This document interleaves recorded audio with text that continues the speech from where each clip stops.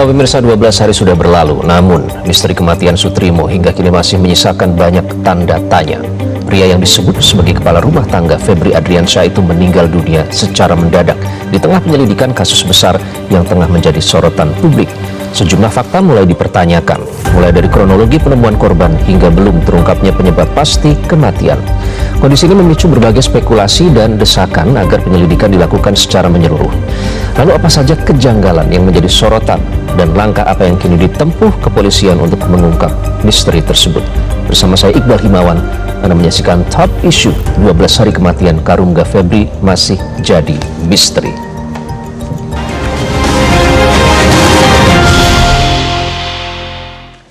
Dan untuk membahas topik ini lebih lanjut sudah hadir bersama kami di studio Metro TV bersama narasumber ada anggota Kompolnas Republik Indonesia Muhammad Khairul Anam. Mas Anam, selamat malam. Selamat malam, apa kabar Mas Iqbal? Baik, Mas Anam juga agak kurang enak badan. Agak flu. Semoga cepat sembuh, itu harapan kita bersama. Amin. Karena kita terus memantau kasus ini ya. Juga ada mantan Kabaris Krimpori, Susno Duaji. Pak Susno, sehat? Selamat malam Mas Iqbal, alhamdulillah sehat. Terima kasih sudah bergabung di Top Issue malam hari ini. Dan juga ada kriminolog Universitas Indonesia Thomas Sunaria. Pak Thomas, apa kabar? Baik.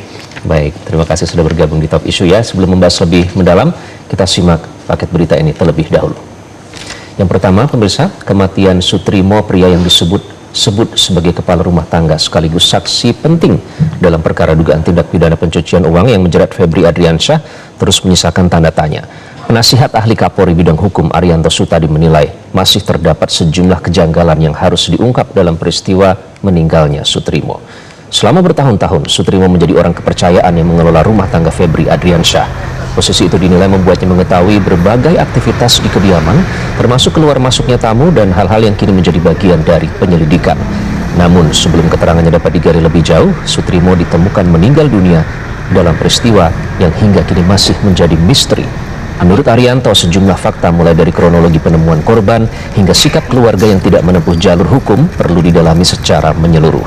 Arianto mendesak agar penanganan perkara ini ditingkatkan ke tahap penyidikan. Dengan begitu, penyidik memiliki kewenangan untuk mengambil langkah hukum yang diperlukan, termasuk ekshumasi, demi memastikan penyebab kematian dan memberikan kepastian hukum. Perkara ini sangat krusial ya, bahwa ini orang ini meninggal tidak wajar. Harusnya polisi harus berani menentukan itu penyidikan. Perkara nanti kalau seandainya diselidiki, kemudian memang jejak-jejaknya sudah dihapus semua, nggak bisa terbukti. Minimal polisi bisa menjelaskan para rakyat, loh, saya sudah meriksa sini, hasilnya kayak gini. Gitu, biar rakyat tahu, oh polisi nggak bisa, ini bukan karena polisi ini mau melindungi Pak Jaksa itu, jangan sampai dituduh kayak gitu. Nah sekarang tantangan polisi pada masyarakat adalah harus bisa menjelaskan itu. Dari mana sih Pak Trimo itu dan kemudian sehingga sampai meninggal. Kemudian kenapa dia meninggal? Sebabnya apa? Hanya dijawab melalui otopsi atau ekshumasi. Pemirsa, misteri kematian Sutrimo ini seolah terus menggelinding bak bola salju. Untuk mempercepat penyelidikan dan mematahkan spekulasi liar di tengah masyarakat, Polda Metro Jaya membuka peluang untuk melakukan ekshumasi atau pembongkaran makam korban.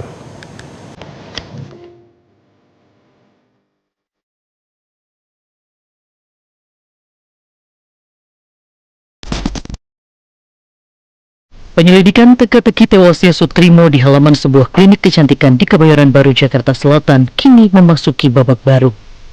Saat ini, Polda Metro Jaya sudah memeriksa 5 saksi, termasuk orang terakhir yang bertemu dengan korban. Polisi juga membuka opsi ekshumasi makam korban yang telah dimakamkan di Banyumas, Jawa Tengah. Langkah ini diambil tim penyidik sebagai instrumen ilmiah setelah proses olah tempat kejadian perkara dinilai sempat terkendala akibat kondisi lokasi yang sudah rusak dan tidak steril. Komisi Kepolisian Nasional atau Kompolnas menilai ekshumasi adalah pintu masuk utama untuk memastikan ada atau tidaknya unsur tindak pidana seperti peracunan. Mengingat saat ditemukan, korban dilaporkan mengeluarkan cairan berbusa di bagian mulut. Ya bisa ekshumasi gitu. Ekshumasi itu diatur dalam KUHP baru, termasuk bagaimana jika keluarga tidak setuju. Itu ada pasal 49, ada pasal 50 di KUHP yang mengatur itu. Asalkan ya prosedurnya dilampaui, salah satunya adalah penetapan pengadilan misalnya untuk melakukan ekshumasi. Nah itu memungkinkan semua. Oleh karenanya segera ini diputuskan apakah ini peristiwa pidana atau tidak, sehingga membuat terang peristiwanya jauh lebih mudah kan. Publik ramai mengaitkan peristiwa kematian Sutrimo ini dengan rentetan kasus korupsi dan tindak pidana pencucian uang yang saat ini menjerat mantan atasan korban Febri Adriansyah.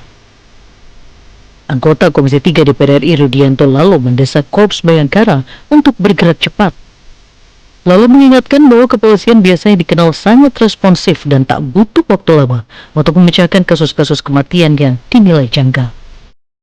Kepolisian Indonesia yang saya pahami, yang saya tahu itu cepat mengungkap kasus kematian janggal. Seingat saya, kematian tidak wajar cepat diungkap ya, apa yang menjadi penyebab dan motif dari kematian seseorang yang kematiannya janggal. Ya, saya berharap kasus ini juga bisa segera diungkap. Kalau kemudian ternyata pengungkapannya tidak bisa memuaskan publik seperti yang saya katakan tadi, ya mau diapa lagi, yang pasti kan kita menghormati dan memberi waktu, memberi kesempatan kepada kawan-kawan penyidik untuk membongkar kasus ini, apalagi mungkin ada prinsip kehati-hatian. Sesuai pasal 135 Kitab Undang-Undang Hukum Acara Pidana atau KUHP, penyidik memiliki kewenangan penuh melakukan ekshumasi demi keadilan peradilan, sekalipun tanpa persetujuan pihak keluarga jika ditemukan indikasi kuat kematian tidak wajar. Kini publik menanti ketegasan Polda Metro Jaya untuk segera membongkar makam Sutrimo dan membuka tabir kebenaran hukum selihat apapun benang merah yang ada di baliknya. Tim Liputan Metro TV. Ya, publik menanti langkah terkini dari Polda Metro Jaya dalam mengusut kasus ini. Mas Anam, kita juga sempat berbincang sebelumnya, ini sudah 12 hari kalau dihitung sampai sekarang, namun penyebabnya tuh sampai sekarang belum diumumkan, padahal itu yang sebenarnya bisa menjadi lead dari pengusutan selanjutnya. Kemudian kejanggalan juga selain yang sudah disebutkan tadi, tentu banyak yang muncul spekulasi dari publik. Nah, kalau melihat rangkaian fakta-fakta setidaknya hingga hari ini, apakah dari perspektif Kompolnas sendiri, rangkaian fakta-fakta ini sudah cukup menjadi dasar untuk mendalami kemungkinan adanya penghalangan penyidikan atau obstruction of justice, Mas Anam? Ya, yang pertama-tama memang gini ya, salah satu yang paling penting dalam tugas kepolisian di saat ini dengan banyaknya spekulasi peristiwa ini di publik adalah memastikan terangnya peristiwa ini. Nah, apa yang sudah dilakukan, mengumpulkan semua informasi dan sebagainya, saya kira cukup untuk membawa kasus ini pada tahap berikutnya, yaitu penyidikan. Kenapa kok jadi penting tahap penyidikan? Karena disitulah sebenarnya juga kewenangan kepolisian juga jauh lebih kuat daripada penyelidikan. Bukan berarti kita ngomong penyelidikan nggak punya kewenangan ya. Di KUHP baru, di pasal 16, kewenangannya jauh lebih kuat daripada KUHP yang lama. Nah, tapi ini penting. Nah, kemarin Polda Metro melalui Bidhumasnya masih menyerukan agar ada yang buat laporan masyarakat, keluarga dan sebagainya. Saya kira enggak ya. Kan mekanisme laporan itu juga bisa laporan model A yang memungkinkan polisi karena mengetahui peristiwa pidana, diduga peristiwa pidana untuk melakukan proses penyelidikan. Nah, serangkaian peristiwa ini sudah sangat memungkinkan untuk dinaikkan, ya, diuji, dinaikkan apakah peristiwa ini peristiwa pidana. Nah, saya kira dengan menaikkan kasus ini memungkinkan polisi untuk lebih dalam lagi dengan kewenangan legalnya.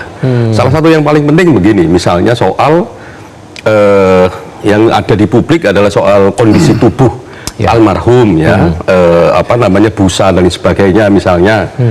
Nah, itu kan bisa diminta di rumah sakit misalnya, bajunya masih enggak ada tetesan atau di selimutnya misalnya, kan itu ada selimutnya dan sebagainya.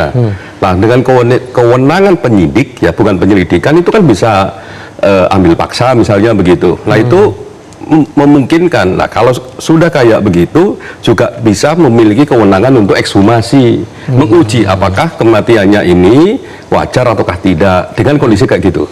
Yang lain yang nggak kalah penting adalah juga soal HP. Kan di semua cerita itu ada komunikasi sampai level terakhir, tapi HP-nya sampai sekarang itu nggak jelas keberadaannya gimana, gitu loh. Dan ini kan harus dijelaskan. Soal HP nanti itu kita akan bahas gimana. lebih lanjut ya, Mas Anam, ya. Itu juga menjadi pertanyaan kenapa tidak diserahkan, meskipun kalau jadi barang bukti ada informasi penting di situ. Tapi Pak Thomas, tadi sudah disebutkan soal sebenarnya bisa paling tidak itu rekam medis setelah ditemukan begitu ya, jenazahnya itu ya. Kita belum tahu apa yang dilakukan oleh Rumah Sakit Muhammadiyah ya sebagai rujukan pertama.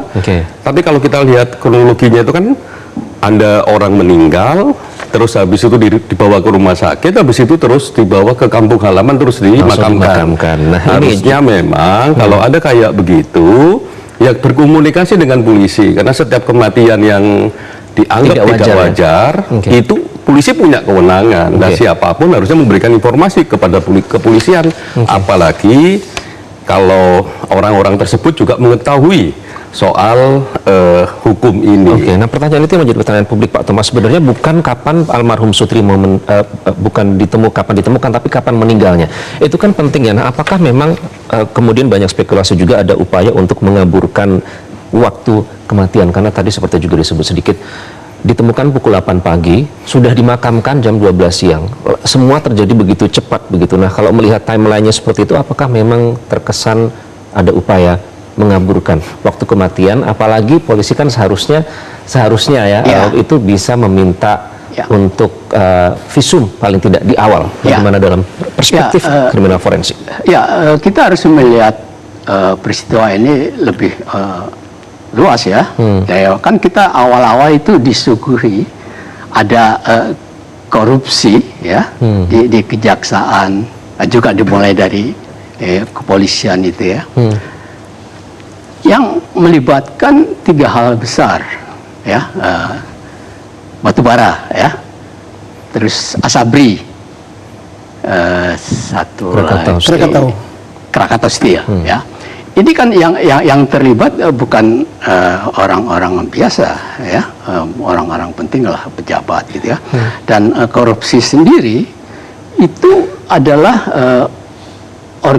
bisa disebut sebagai kejahatan terorganisasi ya, karena dia sistematis, menggunakan kerjasama ya, dan juga melibatkan orang-orang yang punya pengaruh ya, bisa pejabat ya, bisa orang yang punya kekuasaan tapi tidak tersentuh ya itu.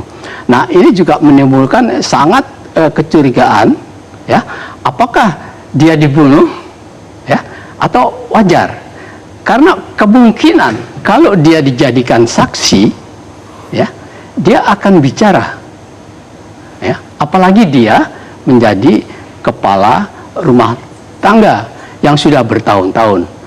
Tentunya dia tahu, meskipun garis besar ya, itu gerak-gerik atau apa yang dilakukan oleh majikannya gitu ya. Nah jadi ini yang pertama adalah ketakutan itu, dan kemungkinan juga ya kalau ini organized crime ya, itu dihilangkan sajalah. Kan dulu zaman-zaman Orde Baru kalau ngomong diamankan itu ininya lain ya. Nah itu makanya kemudian terjadi peristiwa itu ya. Sebetulnya kita bisa melihat kapan orang itu meninggal ya, dari luar ya, secara medis. Kalau orang itu meninggal 1 sampai 3 jam itu ada lebam mayat. Lebam mayat itu darah yang mengental melalui biru, dan itu selalu ada di bagian bawah tubuh ya, karena daya tarik gratifikasi. Sampai 6 jam gravitasi itu masih bisa berubah. Kalau dia miring ke kiri atau ke kanan, dia akan pindah ke situ.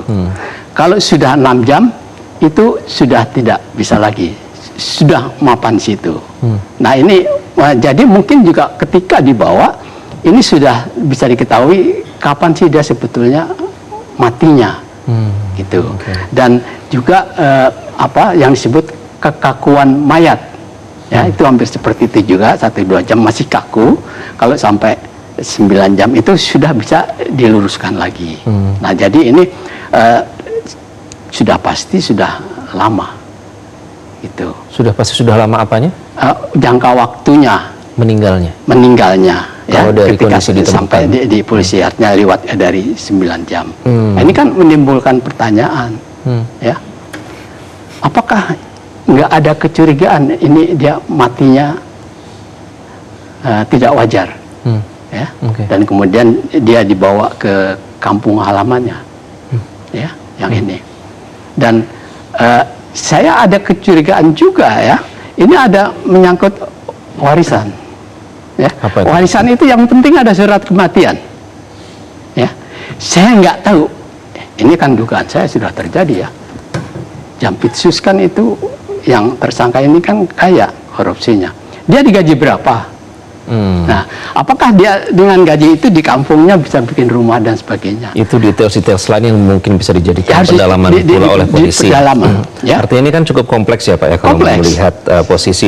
Nah ini pertanyaannya sebenarnya untuk dari awal bagi pihak berwenang untuk menyatakan bahwa almarhum ini Karungga saja itu kan sangat berhati-hati. Ya. Saya tidak tahu kenapa kehati-hatian ini timbul. Saya ingin ke Pak Susno terlebih dahulu. Pak Susno tadi juga ini kan otomatis jadi tertutup ya kalau memang dari awal ditemukan secara tidak wajar ada foto yang beredar dengan busa tapi kemudian langsung dibawa ke rumah sakit, ambulansnya juga penuh spekulasi yang membawa siapa, jam berapa, langsung dibawa ke kampung halaman, langsung dimakamkan pada hari itu juga. Itu karena ada tertutup untuk mengetahui kapan waktu pasti meninggalnya, bukan kapan waktu ditemukan. Kejanggalan apa yang menurut Anda itu paling menonjol dalam kasus ini? Ada banyak kejanggalan ya. Kejanggalan pertama dari segi situasi. Yang bersangkutan adalah kepala rumah tangga pribadi. Berarti dia sangat banyak tahu tentang bosnya. Sudah bekerja 12 tahun. Meninggalnya mendadak, ya, satu. Kedua, tidak dilaporkan kepada aparat kepolisian orang meninggal mendadak seperti ini. Ketiga, di mulutnya ada busa. Keempat, yang menolong pertama, konon kabarnya termasuk yang mengantar dan membawa itu adalah aparat dari kejaksaan. Tentunya dia mengerti hukum. Kalau tidak wajar gini harus dilaporkan kepada Polri. Yang kelima, kenapa hari itu juga langsung dibawa ke kampung halamannya di Wangon, Banyumas. Yang keenam, kenapa hari itu juga dia dikubur tengah malam kalau nggak salah nguburnya. Ya. Yang ketujuh, ya, kenapa keluarganya secara tiba-tiba menyatakan kami tidak menuntut, sudah menerima kematian ini. Ditambah kejanggalan-kejanggalan lain, inilah yang membuat Polri harus serius.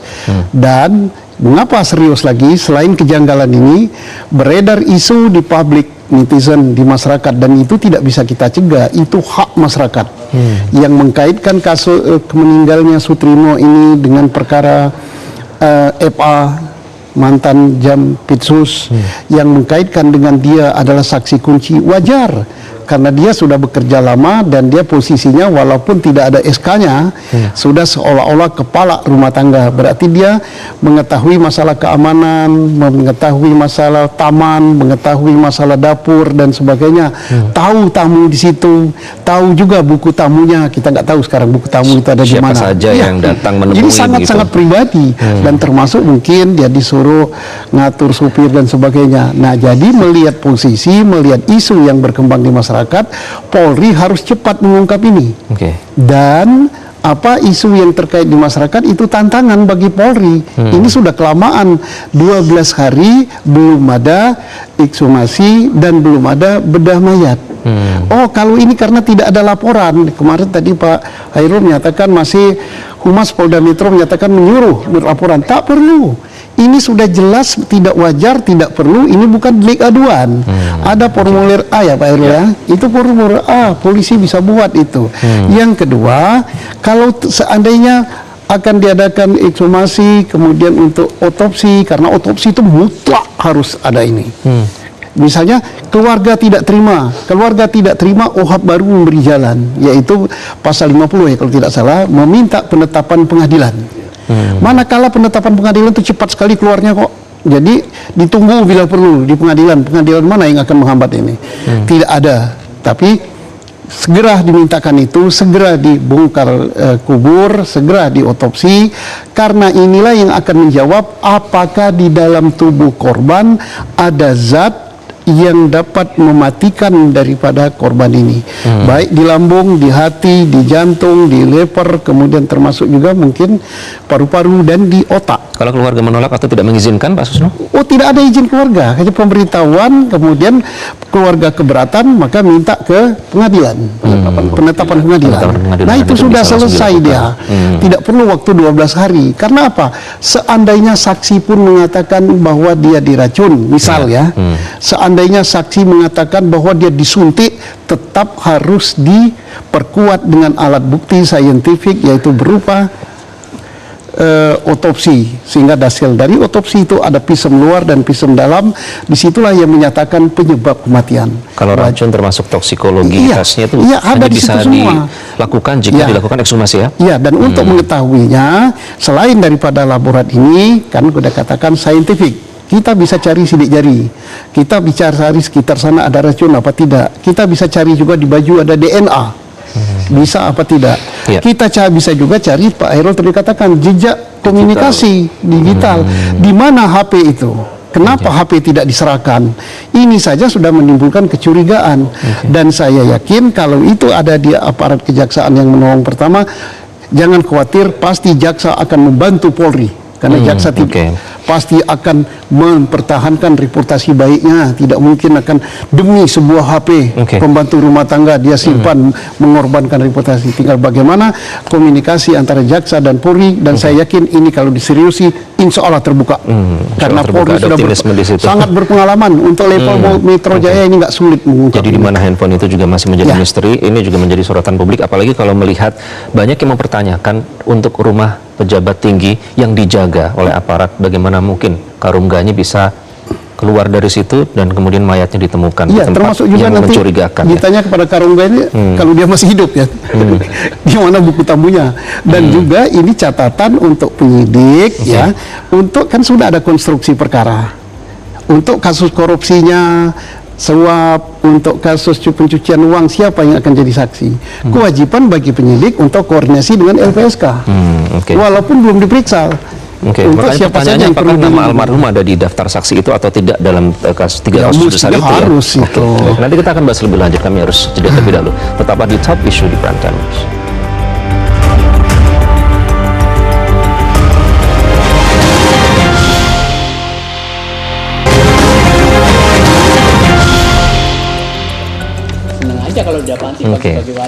Baik.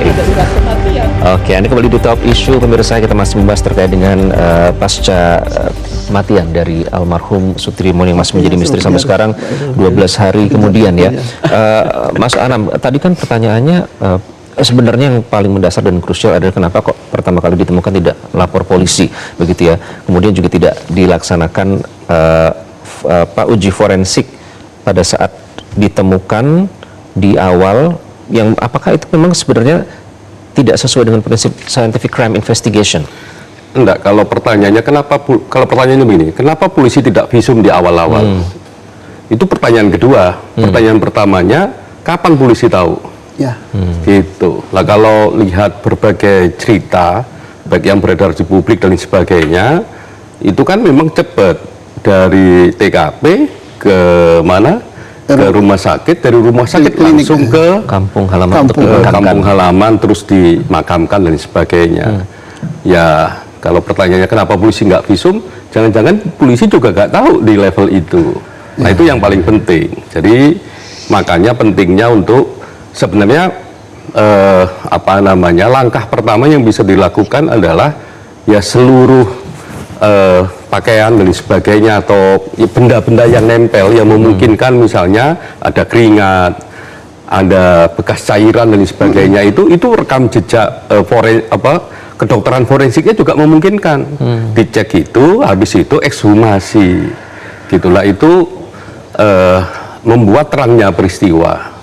Lah yang kedua, tidak cukup dengan soal pertubuhan.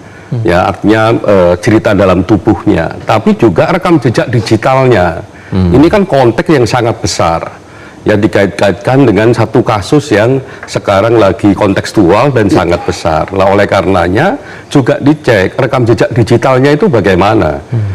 Ya HP-nya bagaimana, dan di titik TKP itu ada HP-nya siapa saja, itu kan juga memungkinkan. Alat ada, betul.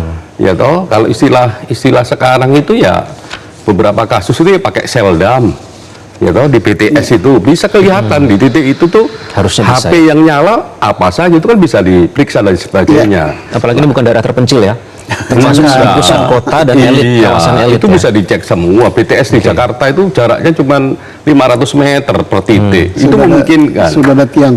Iyalah, oleh karenanya makanya kami juga bertanya-tanya, kenapa kok Polda Metro yang biasanya ya cepat dan sebagainya, kenapa kok ini kesannya memang lambat?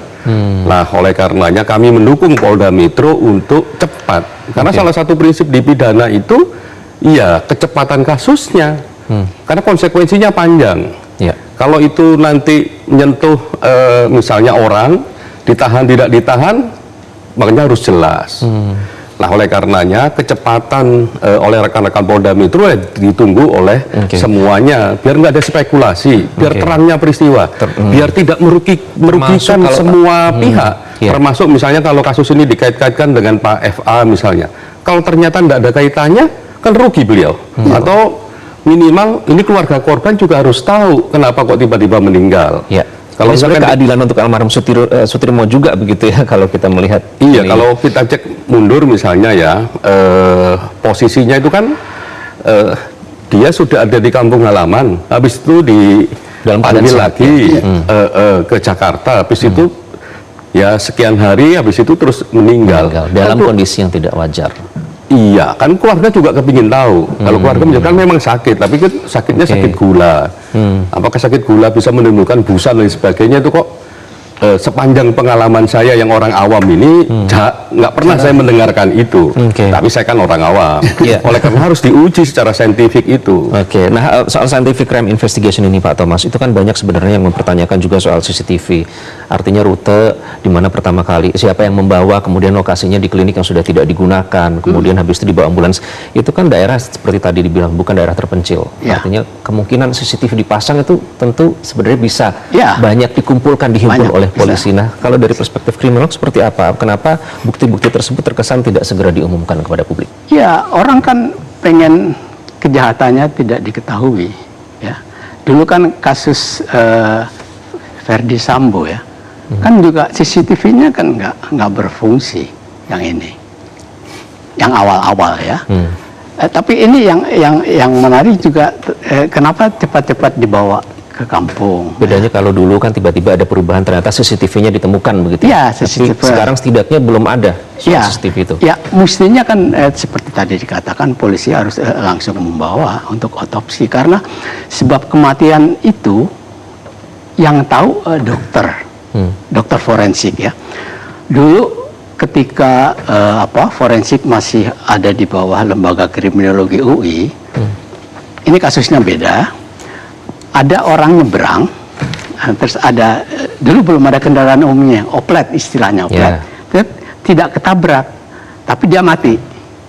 Ya, dibawa ke forensik dokter. Nah, dokter bilang dia memang punya penyakit malaria akut. Jadi kesenggol kaget pun dirinya bisa mati. Nah, apakah kematian ini begitu atau yang lain lagi? Itu yang tahu kedokteran forensik, gitu. Nah, saya ya juga curiga juga kenapa keluarganya itu tenang-tenang aja. Kalau Verdi Sambo yang korbannya itu kan langsung harus diotopsi ulang ya, meskipun ini. Nah, ini juga perlu ditanya, apa data-data yang ada di keluarganya dari kampung ini sejauh mana sih? Itu juga penting, Pak. Penting, saya kira. Data meskipun menolak dan sudah mengikhlaskan, keterangan dari pihak keluarga juga penting. Keikhlasan di bawah tekanan kita kan nggak tahu juga gitu. Nah, itu yang dikhawatirkan kalau misalnya ada tekanan ya. Apa parameter kriminologis yang menunjukkan bahwa sebuah tim investigasi gabungan ini bebas dari tekanan eksternal? Seharusnya memang demikian. Tapi kan ini kasusnya besar ya. Nah, lepas dari ini dulu, kenapa penyidikan yang umum-umum itu dilemparkan ke jaksa bukan polisi? Kejahatan secara keseluruhan. Secara hukum itu kan tidak benar ya. Kenapa KPK nggak mengambil? Oke. Nah ini kan pasti ada penguasa yang tidak tersentuh. Nah itu siapa? Oke, Kita itu yang nggak tahu. Jadi hukum kita kan Oke, kalau baik, Pak kita Susno. Ini artinya kalau misalnya ada penyidikan yang diduga ya menjadi saksi kunci. Nah, kita belum tahu apakah memang almarhum ini masuk dalam daftar saksi yang diperiksa, setidaknya dalam 3 kasus besar itu. Nah, apakah itu ada pesan yang bisa dianalisis terkait dengan kehati-hatian ini? Karena kalau memang menjadi saksi tentunya kan bisa membuka terang dari penyidikan kasus yang sedang berlangsung. Iya, sebagai seorang penyidik pasti ya bahwa si Trimo ini harus diperiksa sebagai saksi. Apakah dia saksi kunci apa tidak itu tergantung hasil pemeriksaan. Tetapi kacamata penyidik menyatakan bahwa demikian kedekatannya dengan FA yang sudah cukup lama, demikian banyak hal-hal yang diketahui tentang kehidupan pribadi di rumah tangga FA, aktivitas FA, maka dia harus menjadi saksi. Harus. Dan penyidik dalam hal ini penyidik kejaksaan di dalam daftar inventaris siapa calon saksi, siapa calon tersangka, ini sudah harus dikoordinasikan dengan lembaga perlindungan saksi dan korban untuk diberi perlindungan fisik maupun perlindungan hukum. Bila perlu dimasukkan di dalam suatu safe house gitu untuk dapat perlindungan. Termasuk juga keluarganya kalau memang dia demikian pentingnya. Jadi ini harus diberikan perlindungan. Dan mudah-mudahan dengan pengalaman yang sudah ada ini, saksi-saksi lain yang jaksa sudah tahu sebagai penyidik siapa yang harus diberikan perlindungan supaya tidak terjadi peristiwa seperti ini. Artinya kalau memang itu saksi kunci sebenarnya bisa dilihat dari daftar yang dimiliki oleh Kortas Tipikor ataupun LPSK. Ya. Apakah nama almarhum ini ada di situ? LPSK belum tahu dia, yang tahu itu adalah penyidik. Nah, penyidik sebelum orang itu diperiksa, kasus ini kan sudah ada konstruksinya, sudah ada gambarannya. Oh, untuk tindak pidana korupsi ini, untuk tindak pidana penyuapan ini calon saksi, ini calon tersangka, untuk tindak pidana pencucian uang, ini calonnya, ini calon tersangka, ini calon saksi. Nah, mana di antara sekian ini yang dianggap oleh penyidik penting ini sudah harus diberikan perlindungan, koordinasi dengan LPSK. Nah, ini jangan sampai terjadi lagi ada yang meninggal, ini perlu segera diberi perlindungan. Kenapa? Ini demi nama baik dalam penegakan hukum kita. Kita udah tahu bahwa kejaksaan sudah bagus, ini reputasinya, tim Kortas Tipikor sudah demikian hebat gitu, baru dibentuk sudah banyak mengungkap kasus besar kayak gini. Ini jangan dirusak oleh hal-hal seperti ini. Maka kita mohon juga tadi sebagaimana Pak Hairul katakan, Polda Metro bersegeralah. Ini tidak perlu berlambat-lambat lagi untuk mengadakan gali kubur, kemudian otopsi jenazah, karena apapun yang terjadi tidak ada suatu pun yang bisa dijawab ini dibunuh atau bunuh diri atau sakit tanpa mengadakan pemeriksaan otopsi. Dan itu adalah landasan hukumnya ya. Iya, adalah landasan hukum dan itu wajib hukumnya bagi penyidik. Lanjut, wajib bagi penyidik. Wajib dilakukan. Namun bagaimana nanti jika ternyata hasil lab forensik ternyata berbeda begitu ya. Nanti kita akan bahas lebih lanjut usai jeda. Tetaplah bersama kami di Top Issue.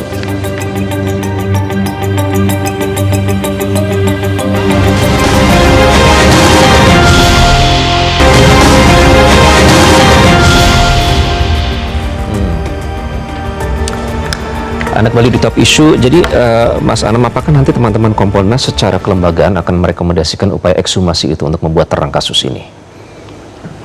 Itu mau ditanyain itu? Oh boleh. Kita sih bikin cepat, naikkan penyidikan langsung. Semua langkah bisa diambil. Ya. Akan merekomendasikan? Tidak hanya itu, kan itu kan soal tubuh. Tapi soal HP? Soal HP lagi-lagi. Iya, rekam jejak digital. Jadi semua prosedur ya kita akan uji itu maksimal enggak, dan kita mendukung agar maksimal apapun hasilnya gitu. Oke. Nah, nanti pengawasannya akan seperti apa, Mas? Karena kalau melihat HP-nya saja belum diungkap begitu hasil komunikasinya, dan siapa juga yang membawa, siapa yang pertama kali menemukan. Mereka. Tahu sudah sebenarnya. Menurut Anda sebenarnya sudah ada semua ya? Tidak sulit ya. Enggak di polisi. Yang jelas tidak di polisi. Dan polisi tahu bahwa HP itu sangat perlu. Nah, sekarang timbul pertanyaan, mengapa HP itu tidak kunjung dapat diambil oleh polisi gitu. Nah, disinilah peranan daripada kita berbicara di sini ya, memberikan informasi-informasi, dan mungkin nanti netizen bisa membantu gitu, membantu mencari HP-nya gitu, atau membantu ya, karena partai netizen ini kuat sekali gitu. Partai netizen. Seberapa Iya. penting Pak Thomas handphone itu, dan apa maknanya kalau HP ini tidak segera diungkap ke publik? Ya, kita faktanya nggak terlalu banyak gitu ya. Kan HP itu kan sekarang jadi benda yang paling ya, istri kenal di rumah nggak apa-apa, tapi HP jangan. Itu semua data-data ada di situ, dan sekarang apalagi pejabat itu HP-nya nggak satu ya Pak ini. Ada beberapa ya. Satu untuk ini masalah ini, satu untuk ada tamu, ada itu. Penting sekali, karena kan sekarang kehidupan kita juga ada di dalam HP. Siapa yang memanggil dari Jakarta? Apa Pak, informasi penting apa terutama Pak Susno? Apa informasi penting yang Pertama, yang informasi penting kan, sebelum dia meninggal, dia ini kan berada di Wangon. Siapa yang menyuruh dia datang ke Jakarta? Pasti tidak pakai surat kan? Zaman surat udah selesai. Pasti tidak pakai kurir, pasti lewat HP. Nah, di HP itu akan terlihat siapa yang menghubungi dia untuk kembali di Jakarta. Setelah itu, sebelum dia meninggal, ada komunikasi apa? Dengan siapa? Apa yang dibicarakan? Semua, baik komunikasi verbal ataupun komunikasi tertulis, lisan maupun itu ada semua di HP. Nah, persoalannya mengapa HP ini sulit ditemukan? Padahal bagi Polri mencari HP itu sudah dicemplungkan ke sungai pun bisa dicarinya. Teknologinya nah, itu sudah tetapi ada. kita himbau bagi yang menyimpan HP itu segera kembalikan, segera serahkan pada Polri. Kenapa? Tanpa HP itu Polri masih bisa melacak pembicaraan itu. Karena ada email kan, serta Ya, email betul. kan ada. Ya. Tiap berbicara, tiap berkomunikasi, HP ini ada jodohnya kan. Nggak mungkin saya ngirim apa namanya SMS ke bulan gitu, ke nomor nggak jelas. Pasti ada jodohnya. Nah, itu dicari di jodohnya, berbicara dengan HP si A, apa isinya bisa kelihatan. Atau dimintakan juga ke operator. Apa yang dia punya ini? Apakah Telkomsel? Apakah Halo? Apa gitu namanya? Secara hukum mereka berkewajiban untuk memberikan informasi itu, provider ini? Nggak, mereka siapa? Provider untuk Iya, memberikan informasi yang asal dibutuhkan oleh diminta polisi. secara resmi. Jangankan di Indonesia, di Amerika pun bisa kita minta gitu kan. Jadi artinya dalam era sekarang tidak kesulitan. Maka ini kita juga menghimbau pada Polda Metro, dan saya yakin Polda Metro punya kemampuan untuk ini. Dan dia bisa mengungkap ini, hanya tinggal nanti kita untuk segerakan, karena ini memang kalau tidak bersegera, ini berlanjut berlama-lama baru diekshumasi dan sebagainya, akan timbul dugaan macam-macam di luar ini. Mas Anam, apakah ini semakin memperkuat bahwa ada pihak yang powerful yang melakukan perintangan penyidikan atau obstruction of justice? Iya, apapun itu, langkah pertama yang segera harus dilakukan oleh Polda Metro Jaya, oleh rekan-rekan kepolisian adalah ya minimal membuat LP model A. Ya toh, dengan semua hasil kerja saat ini itu bisa dinaikkan menjadi tahap penyidikan. Kan ini udah peristiwa pidana. Ya, kalau lihat cerita-cerita yang sekarang sudah beredar, tinggal ketika penyidikan artinya legitimasinya jauh lebih kuat, baru merangsek ke hal-hal yang lebih mendalam, ekshumasi, HP dan sebagainya. Karena kan di peristiwa pidana itu tugas kepolisian itu tidak hanya nyasar, misalnya kalau kematian tubuh manusia, ya, tapi juga aktivitas yang menyertainya, ya, atau aktivitas yang menyertainya, benda yang menyertainya dan sebagainya, sehingga membuat terangnya peristiwa. Di titik itulah juga akan tahu ini kematiannya penyebabnya apa. Kenapa aktivitas yang menyertainya apa, benda yang dibawanya apa dan sebagainya. Nah, di titik itu ya itu akan mendudukkan perkara ini terang. Nah, terangnya peristiwa ini bagus untuk penegakan hukum, menjamin tidak semua menjamin semua orang tidak dirugikan gitu loh. Ya, ini kan kalau menurut kami kalau ini masih spekulasi kemana-mana, banyak pihak yang dirugikan. Bola liar deh. Jangan gitu. Ini akan buruk bagi penegakan hukum kita. Dan kalau pertanyaannya apakah Polda Metro memiliki kemampuan, saya kira memiliki kemampuan karena misalnya beberapa teman, beberapa media juga tanya ke kami membandingkan kok kasus ini cepat, kok kasus ini walaupun rumit akhirnya bisa dibongkar dan sebagainya. Ya karena memang Polda Metro memiliki kemampuan untuk itu. Lah oleh karenanya gunakan semua keterampilan yang dimiliki, ya kewenangan yang dimiliki, ya untuk memaksimalkan ini agar tidak terjadi spekulasi. Itu yang pertama. Yang kedua yang nggak kalah penting gini. Ayolah kita kooperatif, ya bagi siapapun yang mengetahui peristiwa ini untuk kooperatif. Tidak hanya soal peristiwanya, tapi soal benda-bendanya. Misalnya soal benda-benda itu yang paling penting ya HP, ya benda-benda yang melekat di saat-saat pertama di tubuh almarhum, apa ya baju, selimut dan sebagainya. Nah itu jadi penting untuk membuat terangnya peristiwa ini. Dan kalau ini sudah masuk ke penyidikan, itu tidak hanya ngomong moral tapi ngomong kewajiban. Kalau enggak dipaksa Sita. untuk apa ya, untuk penegakan hukum. Nah saya kira ayolah kita memastikan penegakan hukum kita itu baik, profesional dan akuntabel. Baik, Pak Thomas, artinya kan tidak terang-terang ya, malah semakin gelap. Apalagi kalau melihat detail-detail yang ditemukan oleh setidaknya orang yang menganalisa kematian Sutrimo yang janggal ini. Nah, apakah itu berarti semakin membuktikan bahwa ada pesan yang ingin disampaikan kalau dari banyaknya detail sembrono yang ditinggalkan di lokasi? Iya, begini, kan ada semacam ketakutan ya, siapapun untuk jadi saksi yang jujur, ya karena ini kan kalau menurut saya nggak tahu, ada Pak Susno juga, ini kan kita mau membongkar penjahat di kepolisian dan di kejaksaan, intinya gitu, dan ini kayaknya baru terjadi sekarang itu.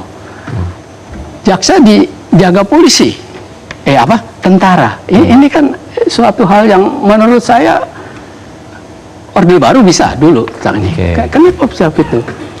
Dan ini saya pikir banyak yang terlibat tapi gelap. Ini jadi ini kasus. Karena itu makanya desakan untuk segera mengungkap, segera membuat terang itu tadi harus harusnya polisi untuk membuktikan juga ya. Polisi kan. Baik, nah kemudian pertanyaannya ukurannya apa begitu? Nanti kita akan bahas lebih lanjut apa ukuran keberhasilan penyidik dalam mengungkap kasus kematian almarhum Sutrimo. Kita akan kembali, tetaplah bersama kami.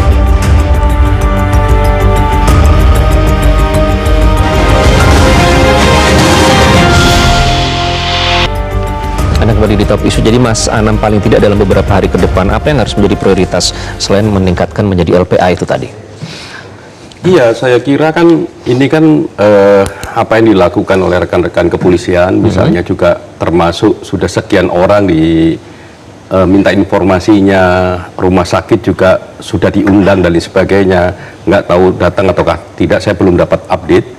Ya, tapi upaya itu sudah ada. Nah, kalau melihat peristiwa kayak begini, sebenarnya sudah bisa dinaikkan menjadi penyidikan. Lah, kenapa ini penting naik sebagai penyidikan? Biar upaya-upaya yang dilakukan untuk membuat terangnya peristiwa kuat, lebih kuat daripada proses penyelidikan. Ada upaya paksa dan sebagainya. Nah, oleh karenanya kami sih mendorong agar ini segera dinaikkan sebagai penyidikan. Lah, sederhana, kalau misalnya ada hambatan belum ada LP, ada model A, dan itu biasa gitu. Biasa itu begini, kalau ada kematian yang tidak wajar ketemu di jalan, siapapun almarhum ini, itu pasti ya pertama kali itu model A, biar bisa melakukan tindakan-tindakan untuk membuat terangnya peristiwa, gitu. Lah kalau hanya soal itu tidak dilakukan, ya nggak bisa naik nantinya. Nah, ini kenapa ini berkali-kali kita bicarakan, ya agar kasus ini tidak ada spekulasi. Spekulasi itu merugikan semua pihak. Ya toh, saya yakin Polda Metro memiliki kemampuan, ya ya janganlah kasus yang sebenarnya kayak kasus biasa terus ini lambat. Jadi orang mempertanyakan kenapa ada apa dengan Polda Metro itu, jangan. Malah jadi bola liar itu tadi ya. Jadi Iya. Pak Thomas, apa pesan Anda kepada masyarakat? Karena bisa jadi ada perubahan arah penyelidikan kalau ditemukan bukti yang baru yang mengejutkan ternyata. Apa pesan Anda kepada masyarakat agar tetap mengawal kasus ini tanpa terjebak pada spekulasi yang belum terbukti? Pertama kan tadi Pak Hoiril dan Pak Susno mengatakan polisi akan bekerja keras ya kepada masyarakat kita ini kan bahwa ini waktunya polisi dan jaksa ya, mungkin juga KPK untuk membersihkan diri ya. Penegakan hukum itu tidak hanya tajam ke bawah tapi juga tajam ke atas.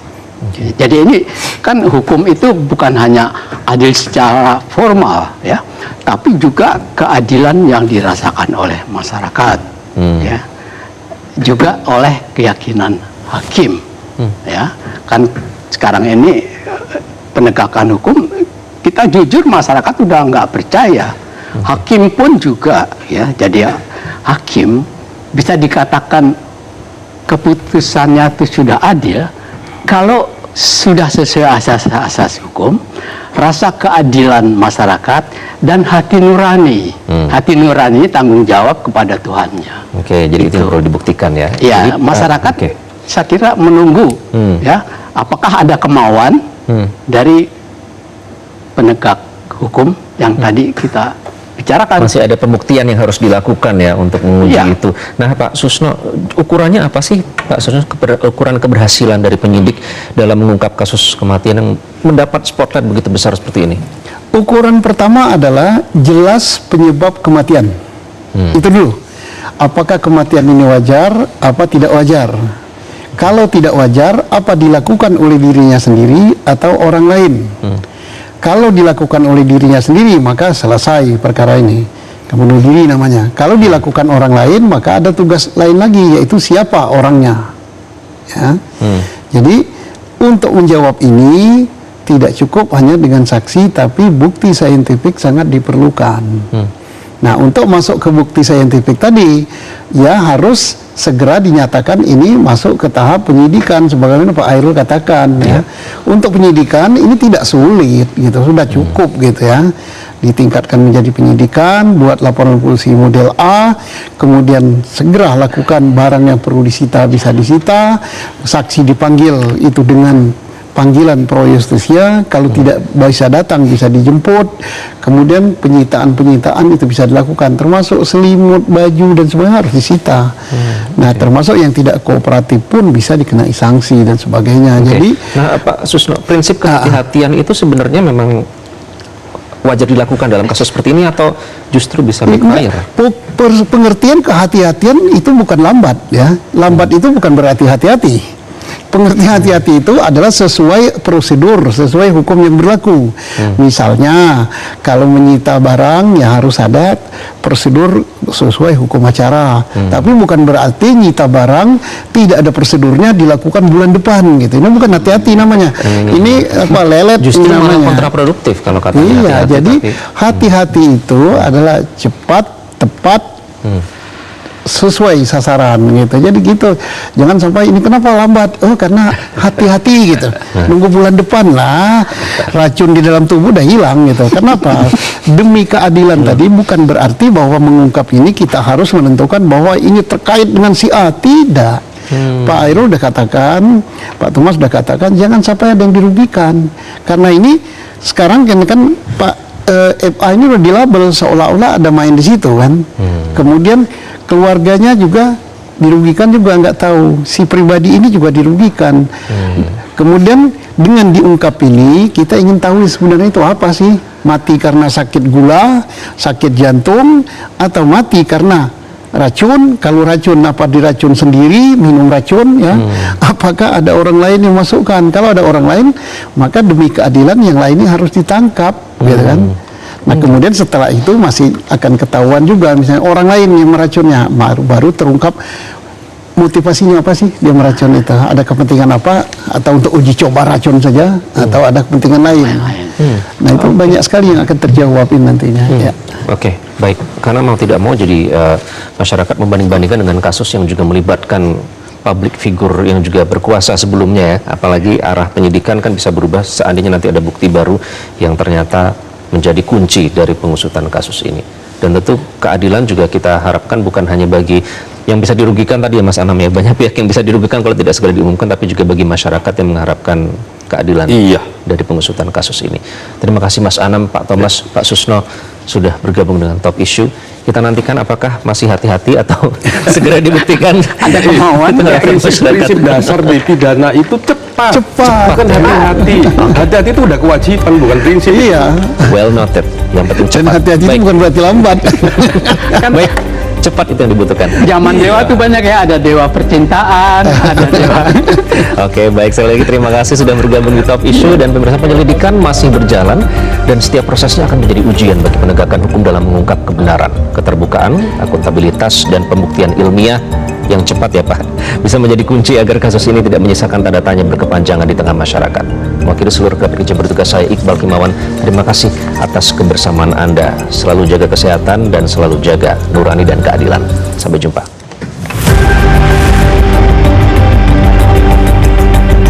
Jelajahi cara baru mendapatkan informasi. Download Metro TV Extend sekarang.